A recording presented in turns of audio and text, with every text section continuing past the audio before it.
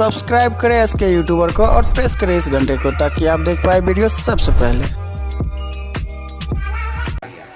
शास्त्र में पत्नी को बुद्धि कहा गया है, पति को विवेक कहा गया है। ठाकुर जी जब कृपा करते हैं तो बुद्धि शुद्ध हो जाती है, बुद्धि पवित्र हो जाती है। पुरुष कोई भी कार्य करे तो बुद्धि रूपी पत्नी से सलाह ले। बुद्धि के बिना सलाह के कोई काम नहीं करना चाहिए। निर्णय आपको करना है, विवेक रूपी पति को, लेकिन बुद्धि की सलाह लेनी चाहिए। सुदामा की दरिद्रता तब तक दूर नहीं हुई जब तक बुद्धि रूपी पत्नी की बात नहीं माने, और जब मान लिए तो दरिद्रता दूर हो गई। घर में झगड़ा क्यों होता है? इसीलिए कि पत्नी कहेंगे तो उनकी बात मानने नहीं है, अपनी बात मानना है। तो जब बुद्धि की बात नहीं मानोगे तो अकेले निर्णय लेना ठीक नहीं। देवताओं ने शंकर जी से कहा, महाराज हम देवता और असुर मिलकर के समुद्र मंथन कर रहे हैं, अमृत निकलेगा, बाद में जहर निकला, हम मरे जा रहे हैं, दूसरा कोई जहर नहीं पी सकता है, आप पी लो। शंकर जी के सामने रोने लगे देवता और असुर। शंकर जी ने पार्वती जी से पूछा, बतलाओ सारे देवता और असुर जले जा रहे हैं, हम जहर पी लें? पार्वती जी ने कहा कि पी लीजिए। वो जान रही हैं कि शंकर जी समर्थ हैं, वो स्वयं भी पी जाए, मृत्युंजय हैं, लेकिन फिर भी शिव जी कह रहे हैं कि पत्नी से अनुमति लेनी चाहिए। प्रभाव ज्ञानन्वमोदत।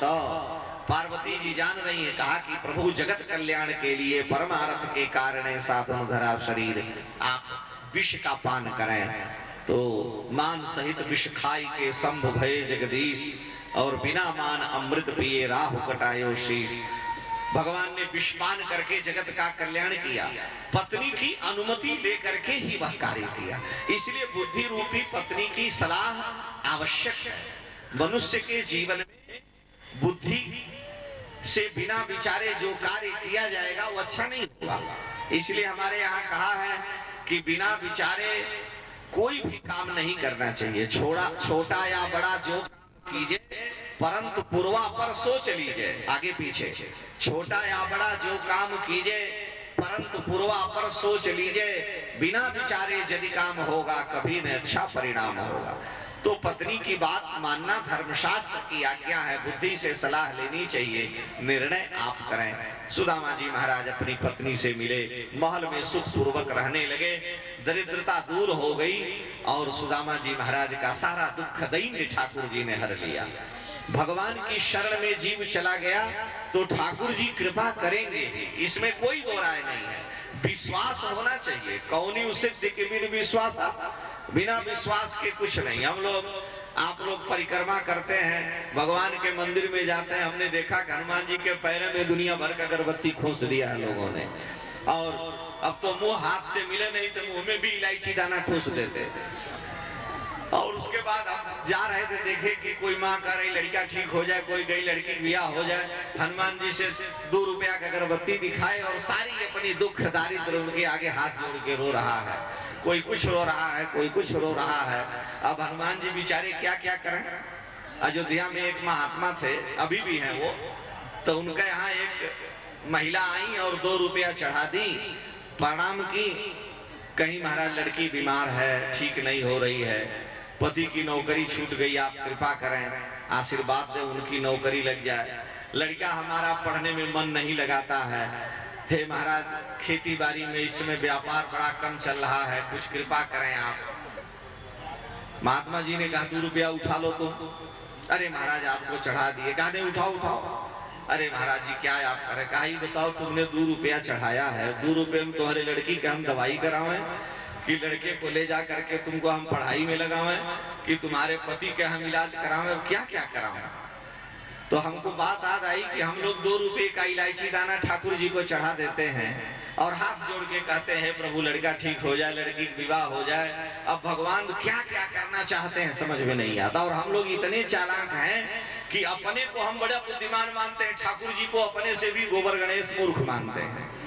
भाई आप भगवान को 2 रुपया चढ़ा दिए, इलायची दाना दे दिए, तो अगर वो भगवान है तो हमारे आपके मन की बात जानते हैं, और जानते हैं तो मांगने की जरूरत क्या है? बिन मांगे मोती मिले, मांगे मिले न भीख। जब सबके उर अंतर बसई जाने भाव कुभाव, तो ठाकुर जी के चरणों में आपने प्रणाम किया, प्रसाद निवेदन किया, हृदय की बात जानते हैं, जो मन में भावना है विश्वास करो वो निश्चित ही पूरा करेंगे।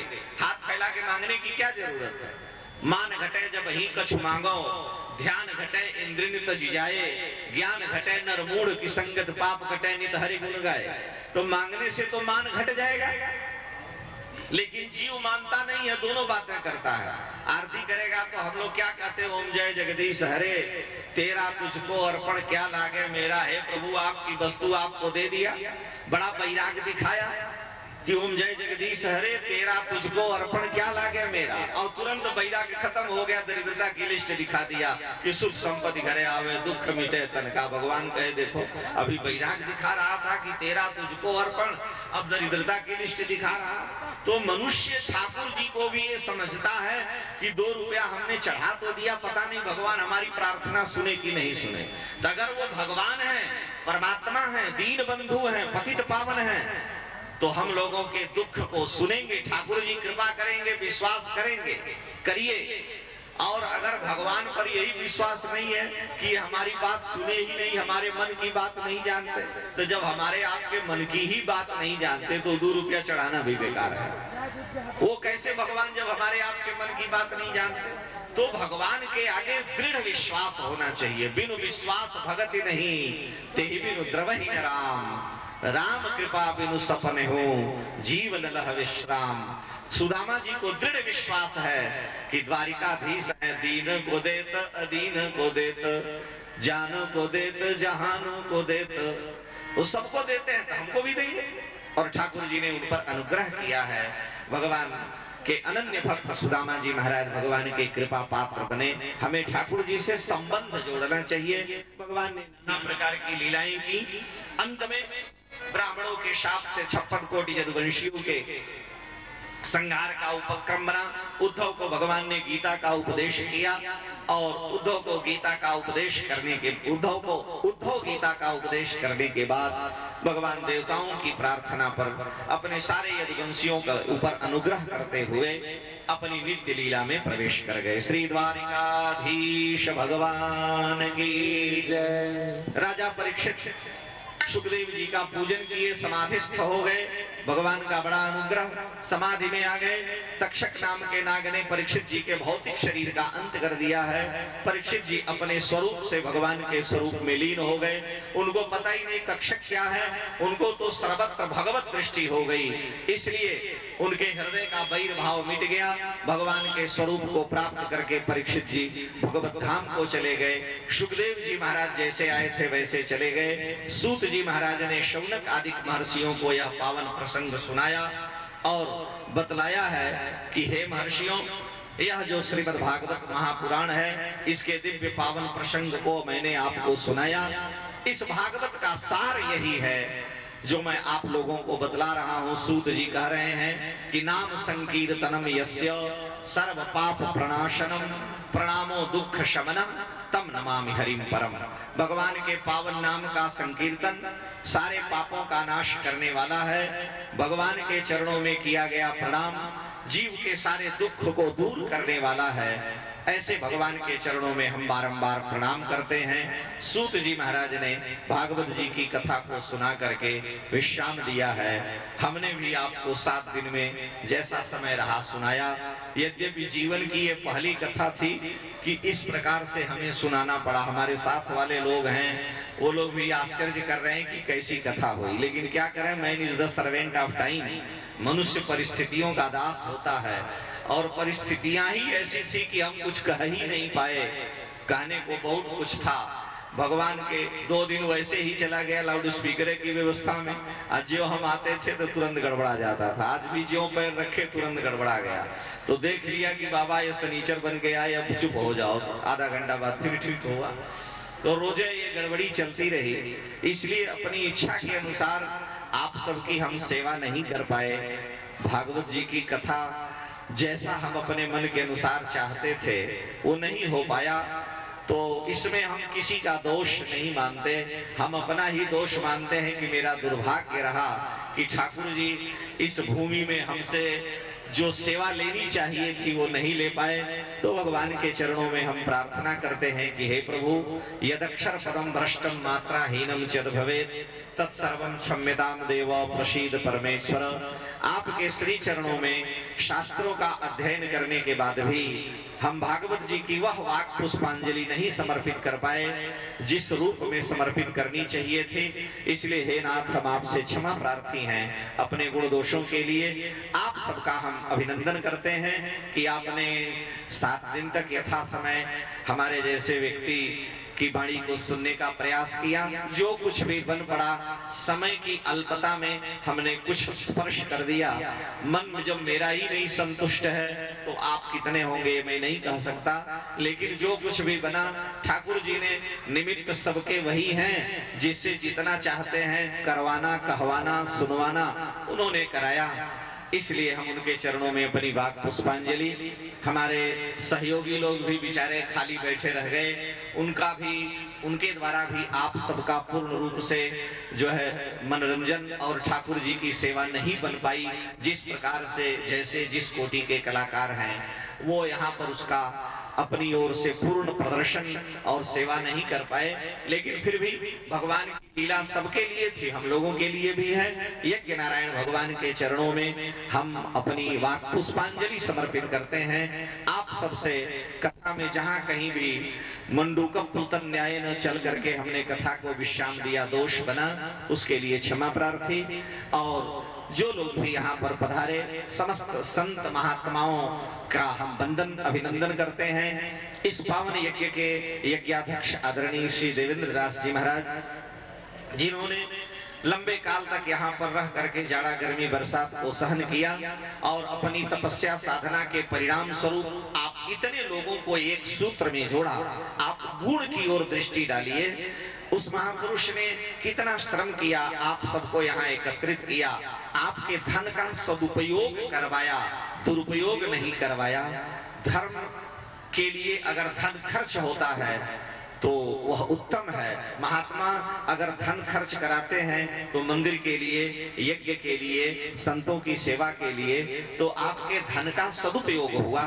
जो भी समय बन पड़ा आप यहाँ पर आए, आप सबका स्वागत। मैं महाराज जी का वंदन करता और उनकी हम प्रशंसा करते हैं कि उन्होंने इस पावन यज्ञ को बड़ी कुशलता के साथ संचालित किया। किसी भी प्रकार से कोई परेशानियां नहीं आई।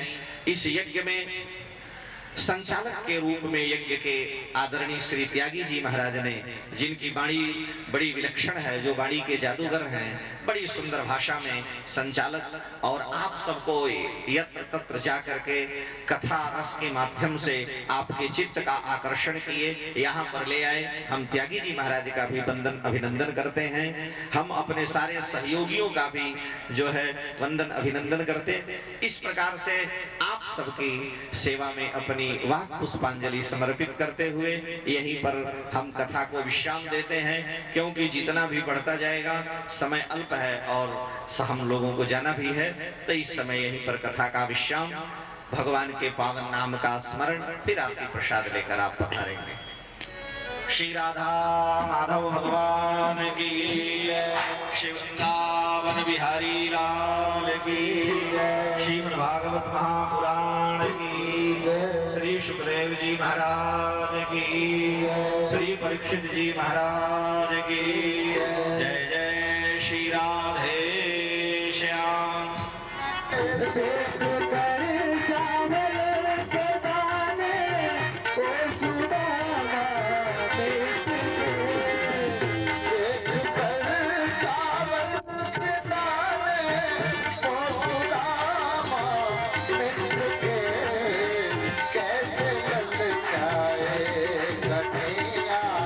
कैसे लल जाए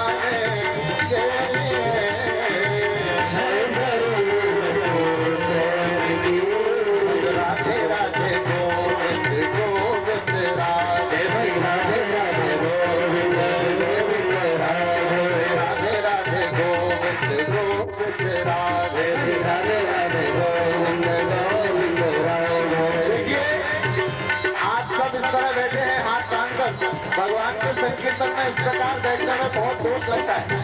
आप सब जो खड़े हैं वो बैठ जाए, जो खड़े हैं उन भक्तों से निवेदन है सभी बैठ जाए और बैठकर सारे श्रीमद् भागवत सप्ताह की जो कथा आपने श्रवण की है इसका सार यही है कि भगवान के नाम का संकीर्तन सभी पापों का नाश करने वाला है। इसलिए अपनी वाणी से सभी को भगवान का पावन नाम संकीर्तन करना है। जय राधे राधे गोविंद गोविंद राधे राधे राधे गोविंद राधे राधे राधे गोविंद गोविंद राधे राधे राधे गोविंद गोविंद राधे राधे गोपाल राधे गोविंद राधे गोपाल राधे गोविंद राधे गोपाल राधे गोविंद राधे गोपाल राधे राधे राधे गोविंद राधे राधे गोविंद गोविंद राधे राधे राधे गोविंद गोविंद राधे गोपाल राधे गोविंद राधे गोपाल राधे गोविंद राधे गोपाल राधे गोविंद राधे गोपाल राधे गोविंद राधे गोपाल राधे गोविंद राधे गोपाल राधे गोविंद राधे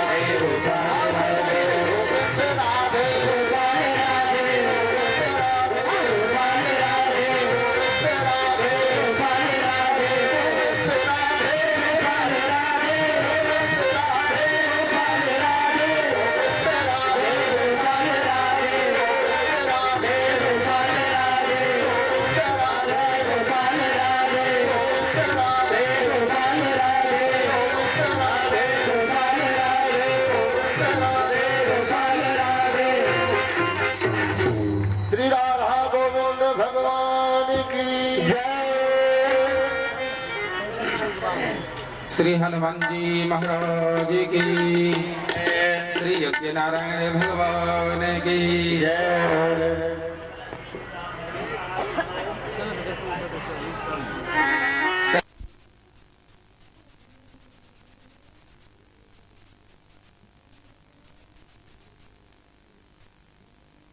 योगियों की जय। यज्ञ के विरोधियों की जय। यज्ञ के अनुमोदन करने वालों की जय। यज्ञ के विरोध करने वालों की जय। सभी लोगों की जय जयकार हो। आइए आचार्य चरण से यदि अनुग्रह हो एक लाइन में श्री चरणों की तरफ से बोल दो। मेरे भक्तों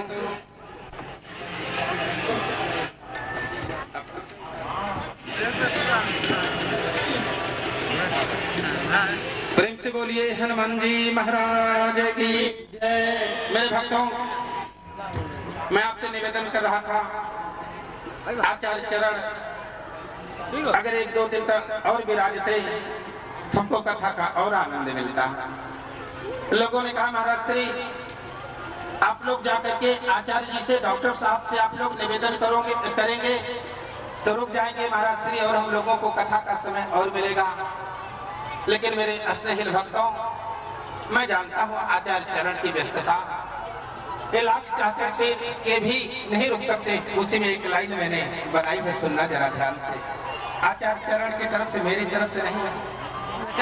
महाराज जी की गाड़ी बिल्कुल तैयार है, यात्रा होने वाली है। उसी बात पर किस किस की नजर को देखे हम किस किस की नजर को देखें हम तो सबकी नजर में रहते हैं और कुछ किस्मत ऐसी पाई है हर वक्त सफर में रहते हैं, हर वक्त सफर में रहते हैं, हर वक्त सफर में रहते हैं। आचार्य श्री तो हमेशा सफर में रहते हैं। लेकिन कल्याणपुर वासियों एक बात कान खोल कर सुन लो, एक वादा भी आपसे कर रहा हूं आज आचार्य चरणों की तरफ से। कल्याणपुर की इस धरती पर ये शाम आखिरी है, कल्याणपुर की इस धरती पर ये शाम आखिरी है, न फेर निगाहें मुझसे यह जाम आखिरी है। कौन सा जाम? जो व्यास जी ने पिलाया है, जो गुरुदेव भगवान ने पिलाया है। कल्याणपुर की धरती पर ये शाम आखिरी है, न फेर निगाहें मुझसे यह जाम आखिरी है। फिर मिलेंगे कभी कल्याणपुर के लोगों तो फिर कभी भागवत कथा लाएंगे, तब तक ले लो ये प्रणाम आखिरी है, ये प्रणाम आखिरी है, ये प्रणाम आखिरी है। इन्हीं शब्दों के साथ आचार्य चरणों में सूर्य के समक्ष दीपक दिखाना मूर्खता है, मूर्खता नहीं महामूर्खता है। भगवान व्यास स्वरूप आचार्य स्वामी पंडित रामानंद दास जी महाराज विराजित हैं, जो सूर्य की तरह प्रकाशित हो रहे हैं। और आपके समक्ष मेरे जैसा अज्ञानी व्यक्ति दीपक दिखाने का प्रयास करेगा तो मूर्ख नहीं महामूर्ख साबित हो जाएगा। इसलिए अपने वाणी को